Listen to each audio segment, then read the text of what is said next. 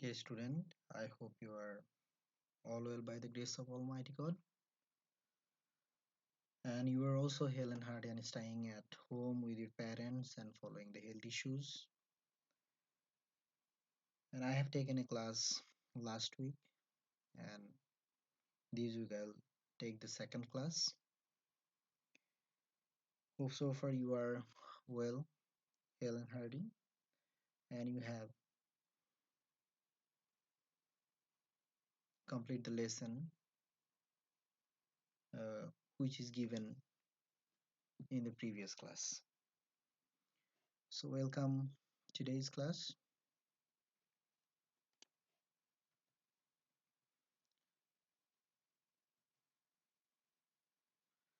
So today's discussion is on Hindu religion and moral education.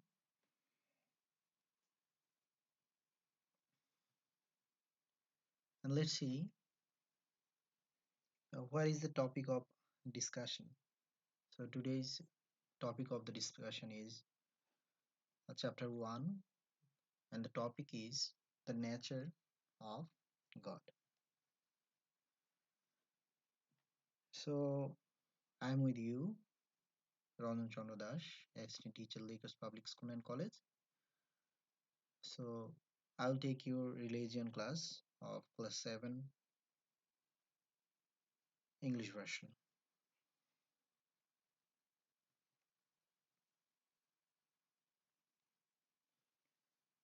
So before going to the main discussion, see the chapter topics of the this chapter. So what is the topic of this chapter? It is the nature of God. So I had discussed about the topic and the chapter in the last class. As I said, that each and everything in the world has a creator. If you see all around you, you can see lots of natural and artificial things. So the natural things is created by a person, and none of the person is created of its own. As you see the artificial things at your home, at school, or outside, you see lots of things. Each of the thing is made by someone. That means human.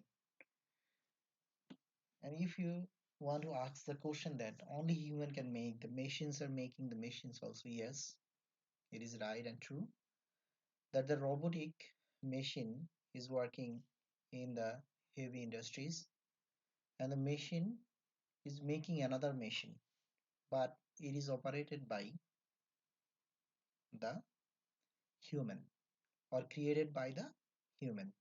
They are also operating and controlling from the outside or another side. And the natural thing, remember what I said, that natural thing is not created.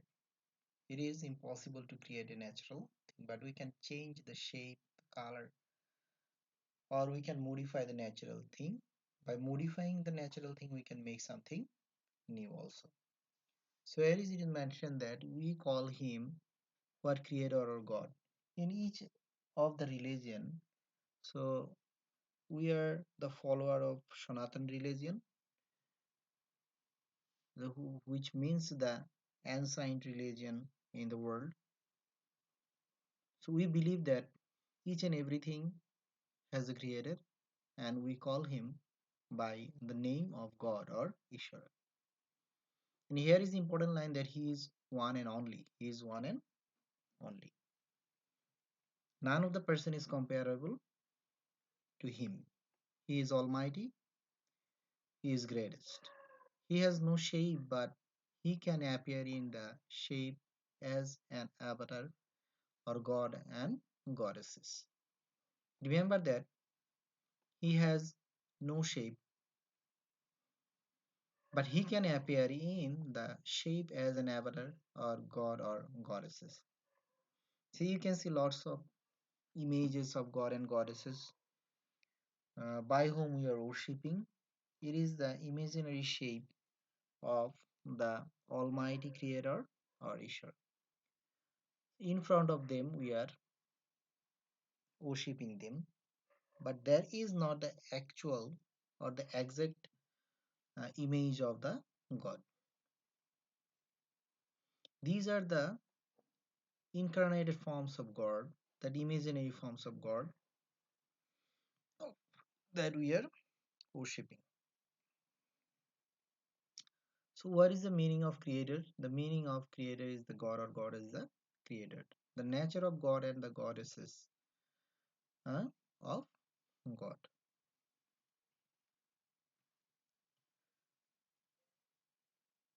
Here, lesson one: the meaning of the creator and God. See the meaning. The creator means one who creates. You know that. So, at home, your mother or your father or your grandmother or grandparents or your brother or sister is creating or making something new by using the artificial things or by um, using the natural things whatever we get from outside or at home. Such that your mother is cooking rice, so rice is natural, so one can create artificial rice.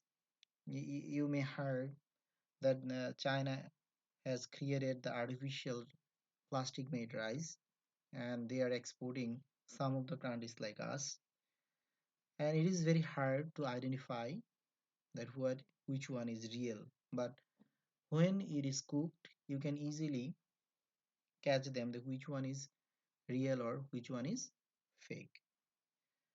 But if truly you can, if you truly ask a person to make rice from artificial thing, it is impossible. It is naturally grown. Thousands of years our ancestors are creating it, harvesting it, planting the rice or sowing the seeds of the rice.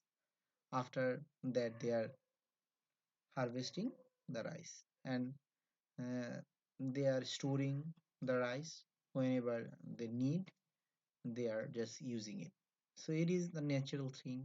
We are eating fruits, using flowers or different things.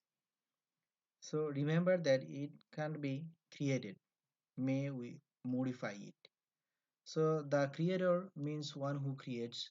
For example, here is lots of example. So you can read the examples from your book and you can give a close look all around you. You can find lots of differences and examples of the creation of the Almighty or Ishvara. So we cannot create water, river, ocean, moon, sun, star, or creatures, etc. As I said, that natural things can't be create because we are human. We are also created by the Almighty or Ishwar. So he who has created all these things is called the creator. So who is the creator? Here is a question that who is creator? Who has created all these things is called creator. There is an infinite power behind it, the creation of all these things. So by virtue of this unlimited power, all are moving in a systematic way. He is called the creator who possesses this immense power. We call this creator God. So who is creator? Who has created everything? Who is controlling everything? Who can destroy everything? Or who can create everything? So he is called the creator or Ishvara. He is almighty. So we all call this creator God. The word God means Prabhu. So here is another meaning and a short question from here. Note it down, please. The word God means Prabhu. He is almighty. He is almighty. He can control this universe. He is the only source of all powers and qualities in sense of our religion or religious books. He creates the light of the sun. He lives in the creature of soul. So remember, you have read also in class 6 and 5 that uh, in a body the God himself is living. Himself is living. So who serves the creatures? He is serving the Ishwar himself. Remember the proverb, He is the only master of creation, existence, and nourishment. See here, he can create, he can destroy, he can nourish also. He has confined life by the boundary of birth and death. He can create and destroy also. So thus he rules over the creatures and the world. This is why he is called the creator. He has no birth, he has no end, so he is eternal. So remember, the soul, the God is eternal. The soul is taking another body after the death of a body. He has no destruction, so he is immortal. He is immortal, he is eternal. None of the person is comparable to him. He is almighty. So in the Hindu religion, that's mean not Hindu religion, in Sanatana religion, we call God by various names such as Brahma, Ishwar, Bhagavan, Paramatma, etc. So there are many religious beliefs in the world: Islam, Buddhism, Christianity, uh, Sikhism, etc. The creator is called by different names in the different religions such as Allah, Khuda, God, or Ishvara. So it is all about other religion, but in our religion we call him God or Ishvara. And what is the name of our religion? The name of our religion is Sanatana. Remember, that is a very important question. Usually we make the wrong answer.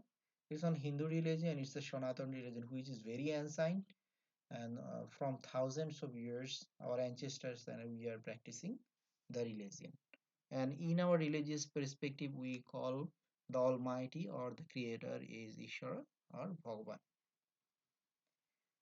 So in lesson 2 or 3, the nature of God, shape and shapeless. So remember, we can worship a God in two forms, in shape or without shape. So there are many things in the world which have specific shapes, like the creatures of God, such as human beings, animals, and trees. There are also other things which have no shapes, like air, water, sound, smell, etc. Remember that the thing what you can see, you can touch, you can hold, you can transform, you can carry, everything has a shape in sense of natural thing and also the artificial thing. You can carry it, you can touch it, like a tree, artificial, natural thing. So you can touch it, you can ride it on, so you can hide. That means you can see and touch it, and eh, you can carry it also. But air, you can see, you can feel only. Water, water you can hold. Sound you can hear only, but you can see. Smell you can take by your nostrils, but you can you can take it, you can touch it. So some things in surroundings we can see, touch, hold, or carry, but something that we can see or we can touch, we can hold. So God also has no shape. He is invisible. That means we can see him, but we feel his existence by feeling the existence of the natural things, the creation of him. So God is almighty. Remember that he can take any shape or form by virtue of his own unlimited and supreme power. So he is one and only the prime.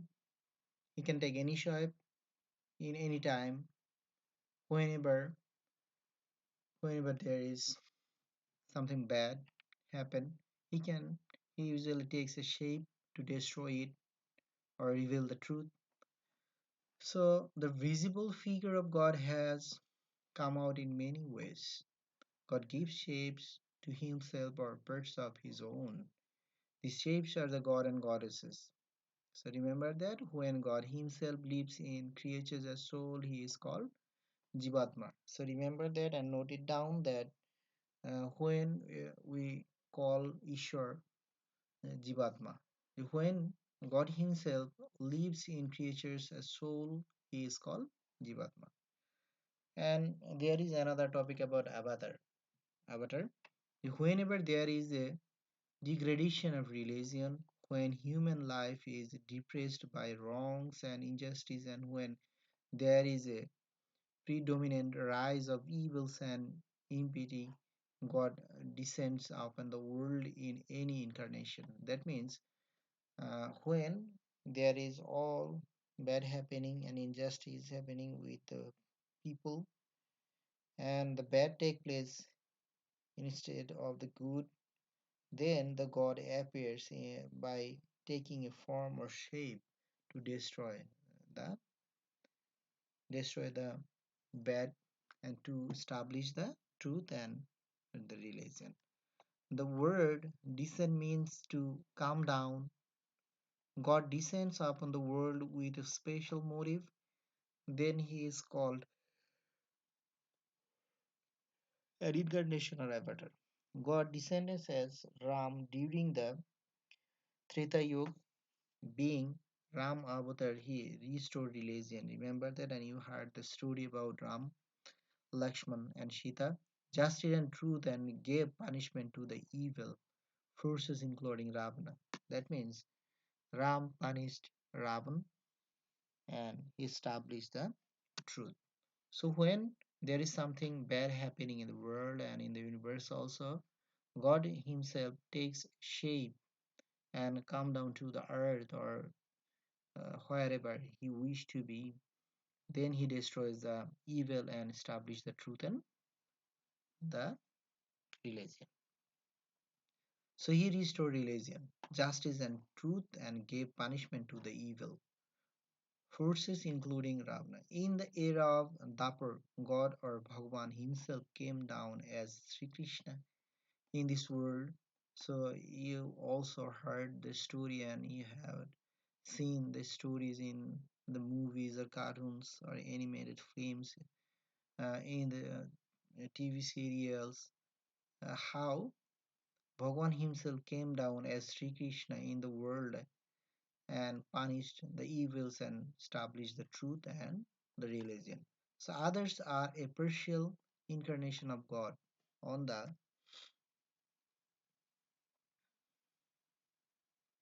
on the other hand, Sri Krishna is the full incarnation of Ishvara. So it is said Sri Krishna Bhagavan Swayam. Sri Krishna himself is Bhagavan because he is the shape of the Brahma, the Ishvara himself. He has taken the shape as or the soul as Sri Krishna and he destroys the evils and establishes the truth.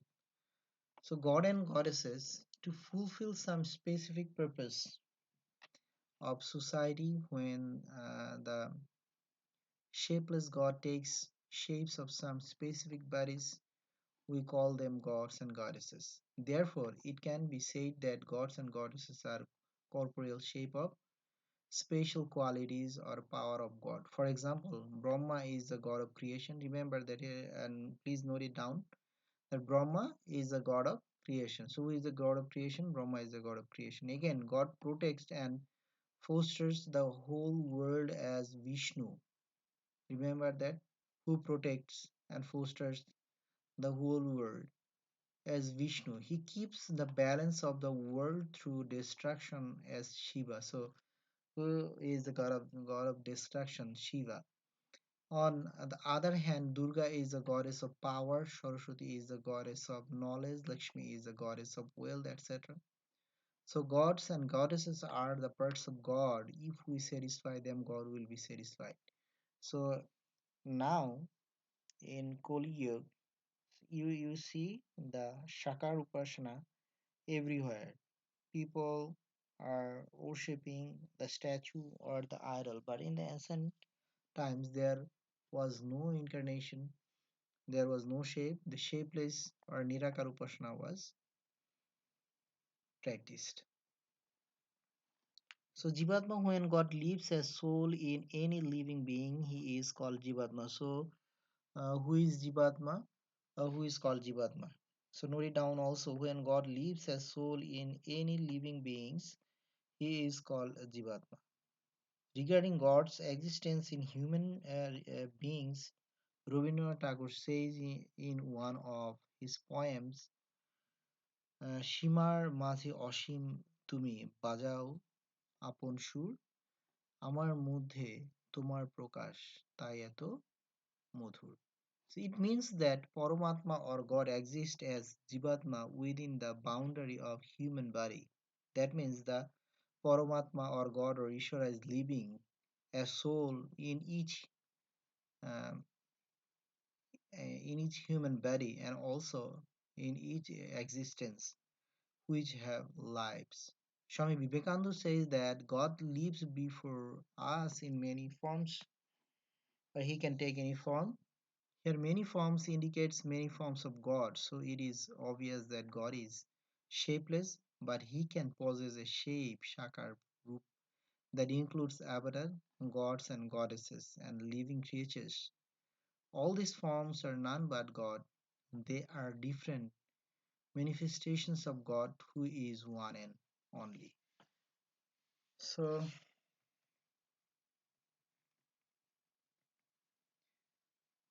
so from lesson 1, 2, and 3,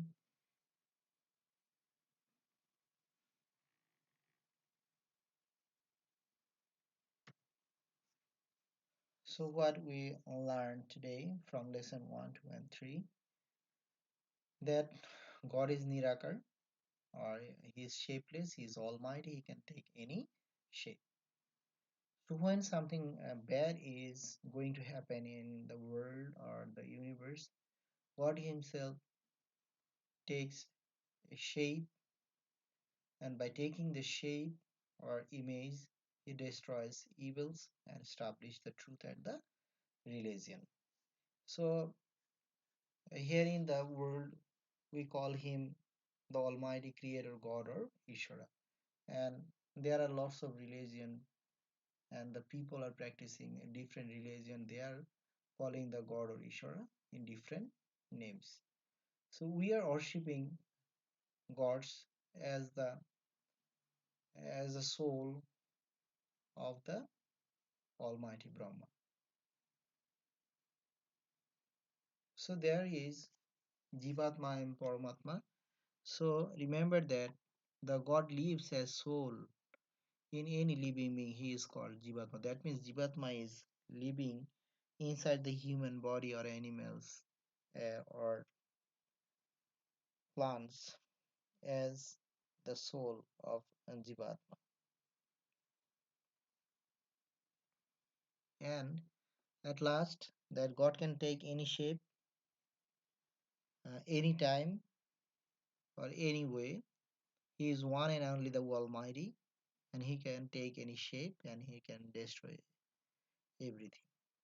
So, God always comes in the world or universe and takes the shape of different god and goddesses, and he destroys the evils and establishes the truth and religion. Here is the moral of the story of lesson 1, 2, and 3. So, dear student, you have a home task. So, nothing very hard for you. Just read page 5 to 7, and then I will discuss lesson 4 to 7, or page 4, 5, 6, and 7 in the next class. So, you just need to read the pages from 5 to 7. Read it at home. So that's all for today. So what I discussed and what is the key point I have discussed from the lesson 1, 2, and 3, I have discussed in the last. So read them at home, try them or practice them, and try to memorize them also, and read the next page 5, 6, and 7. So it is the home task for you for the next week. So see you. Till then, be happy, and remember that follow the whole health issues and stay at home. By staying at home, please complete the lesson, and see you in the next class. That's all. Goodbye. Take care. See you in the next class.